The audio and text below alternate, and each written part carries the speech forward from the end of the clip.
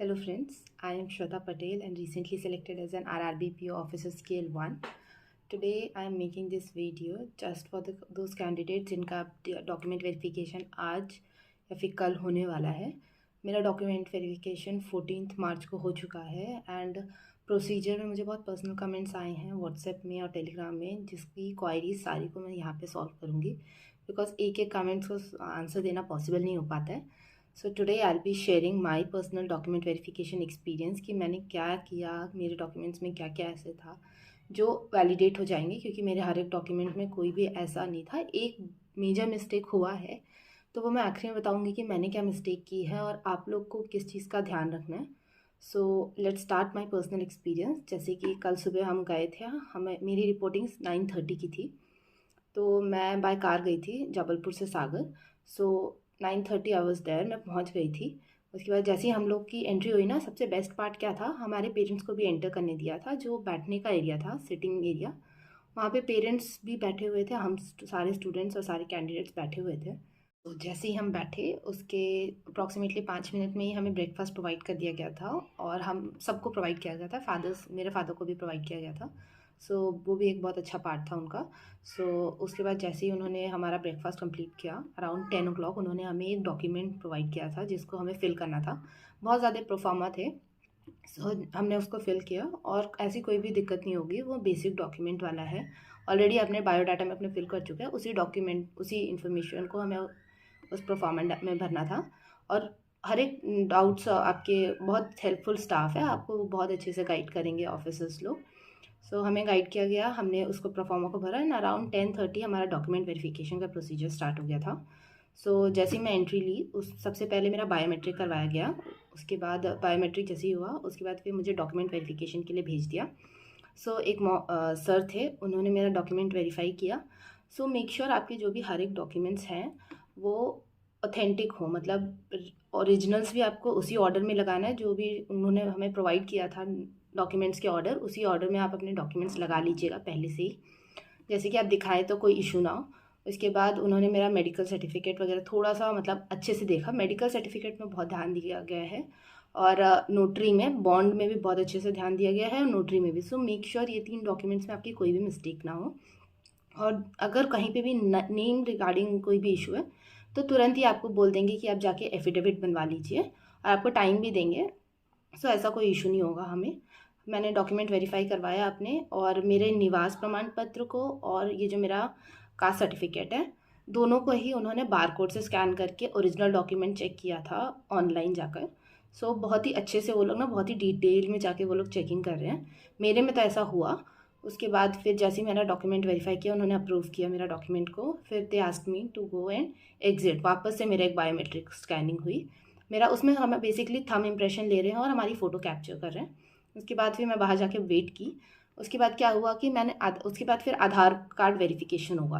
आधार card verification में जैसे ही मैं गई, तो मेक श्योर आप अपना फ़ोन कैरी करें या जो भी आधार रिलेटेड आपका जो OTP आएगा, क्योंकि उन्होंने क्या किया मेरा, कि जो मेरा आधार कार्ड था उसमें उन्होंने नंबर को अपलोड किया ऑनलाइन और उससे के रिगार्डिंग एक OTP आएगा मेरे फ़ोन में।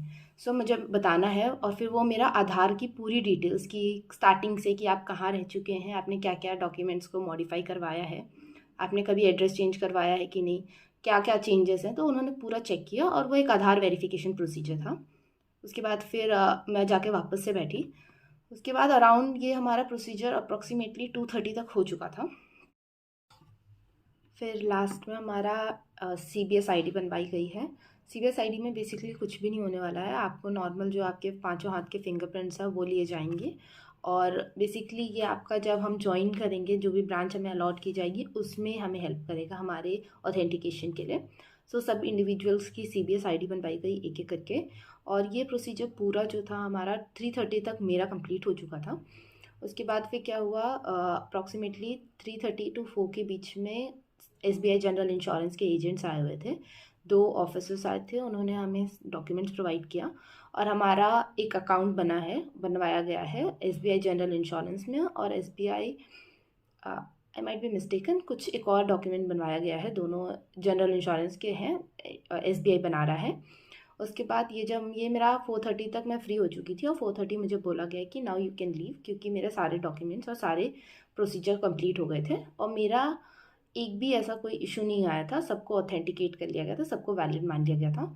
सो इतना तो है कि हम जब जाएंगे तो आप इतना बेफिक्र होके जाइए, क्योंकि आपका कितना भी बड़ा सा बड़ा मिस्टेक हो वो लोग हेल्प करेंगे आपको और दे विल मेक श्योर कि कल ही आपका डॉक्यूमेंट वेरिफिकेशन अप्रूव हो जाए। एंड इफ़ एट ऑल ऐसा कुछ भी है तो वो लोग आपको टाइम देंगे और वो लोग आपको ये बोलेंगे कि आप कभी भी आके दे सकते हैं, ठीक है। सो 2-3 ऐसे क्वेश्चन है जो स्टूडेंट्स ने मुझसे पूछे हैं, जैसे कि आप कितने बजे तक आ सकते हैं। अगर आपका 9:30 रिपोर्टिंग है तो मेरे टाइम पे तो लोग 2 बजे भी आए हैं। अगर आप थोड़ा लेट होते हैं तो चलेगा, कोई इशू नहीं होगा। उसके बाद फिर आपके जैसे कि मेडिकल सर्टिफिकेट आप मेक श्योर कीजिएगा वो आपके एक सिविल सर्जन के ही द्वारा साइन हो और उसमें जो भी हॉस्पिटल है उसका नाम हो और वो सर्जन का एग्जैक्टली जो भी वो पोस्ट में है वो मेंशन हो और उनका साइन हो, मतलब ऑथेंटिक हो। ये चीज़ों में थोड़ा सा ध्यान दिया जा रहा है। उसके बाद इंडेमनिटी बॉन्ड में श्योरिटी आपका कोई भी ब्लड रिलेशन में, जैसे मेरी सिस्टर बनी थी, कोई इशू नहीं है। आप अपने फादर, अपनी सिस्टर, जिसका भी है आप मेक श्योर कीजिएगा आधार उनका आप बायोमेट्रिक कैरी कीजिए। हर एक का ना जो भी आपका विटनेस है और श्योरिटी जो भी आपके उसमें मेंशन्ड है नेम्स, उनके आप आधार की ज़ेरॉक्स कॉपी विथ उनका नीचे सेल्फ ऑथेंटिकेशन, ठीक है, आप उसको कैरी कीजिएगा और मुझे नहीं लगता है ऐसा कोई भी आपका इशू होगा। एक और गलती जो मेरी ब्लंडर हो गई थी, लेकिन मेरे को इतना मतलब टेंशन नहीं हुआ, क्योंकि जैसे कि मेरे जो आधार कार्ड में मैंने ध्यान नहीं दिया, मेरे जो फादर का नाम है वो शॉर्ट फॉर्म में लिखा है और मेरे सारे डॉक्यूमेंट्स में मेरे फादर का नाम फुल लेटर्स में लिखा हुआ है। वहाँ मिसमैच हो गया और इस चीज़ में मैंने पहले ध्यान नहीं दिया था, तो उन्होंने फिर मुझे थोड़ा बोला कि आपका आधार कार्ड में नेम ऐसा ऐसा है। लेकिन मतलब सबसे अच्छी चीज़ थी कि मैंने अपनी श्योरिटी जो बॉन्ड में बनाई थी, मेरी सिस्टर थी। ये इस चीज़ में मुझे ज़्यादा बड़ा मतलब इशू नहीं हुआ, उन्होंने पैन कार्ड से मेरा नाम चेक करके मुझे अप्रूव कर दिया। लेकिन अगर आपके श्योरिटी आपके फादर हैं और अगर उनका नाम मिसमैच होता है आधार में तो ये थोड़ा इशू है। डोंट वरी, अगर ऐसा कुछ भी आपका नेम रिलेटेड कुछ भी इशू है तो वो लोग आपको टाइम देंगे। साइड में ही शायद थोड़ा नियर बाय है, काफ़ी कैंडिडेट्स का ऐसा इशू हुआ है, तो उन्होंने जाके एफिडेविट बनवाया और उन्होंने एक्सेप्ट कर लिया है, ऐसा कोई भी प्रोसीजर नहीं है। बहुत स्मूथली हो रहा है। हर एक स्टाफ आपको हर एक चीज़ में अच्छे से गाइड करेंगे। अगर आपका कुछ भी इशू है या कुछ भी क्वेश्चंस है आप डायरेक्टली उनसे पूछिएगा, वहीं पे वो आपको बता देंगे और आपको टाइम भी देंगे कि आप थोड़ा लेट हो रहे हैं या फिर जब तक आपका नहीं होगा वो लोग तब तक अवेलेबल रहेंगे। काफ़ी ऐसे कैंडिडेट्स थे, मेरे पास 7-8 बजे तक ये प्रोसीजर चला है। मेक श्योर आप रिलैक्स होके जाइए, इतने पैनिक करने की ज़रूरत नहीं है। अगर आप थोड़ा लेट हो भी जाते हैं तो भी कोई इशू नहीं है, आप आराम से जाइए, आपका अच्छे से होगा और ऑल दी वेरी बेस्ट। आप आराम से कीजिएगा। नमस्ते।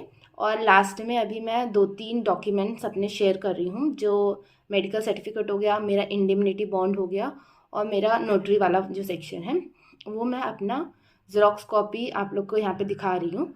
अगर आप लोग का कुछ भी इसके रिगार्डिंग है कि कैसा होना चाहिए प्रोफॉर्मा और कैसा अप्रूव किया जाएगा, तो मेरे ये सारे डॉक्यूमेंट्स इजीली अप्रूव हो गए थे।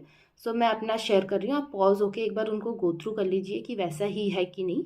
और अगर आपको ऐसा कोई डाउट नहीं है तो आप यहीं से अपना वीडियो कट कर सकते हैं। थैंक यू, नमस्ते।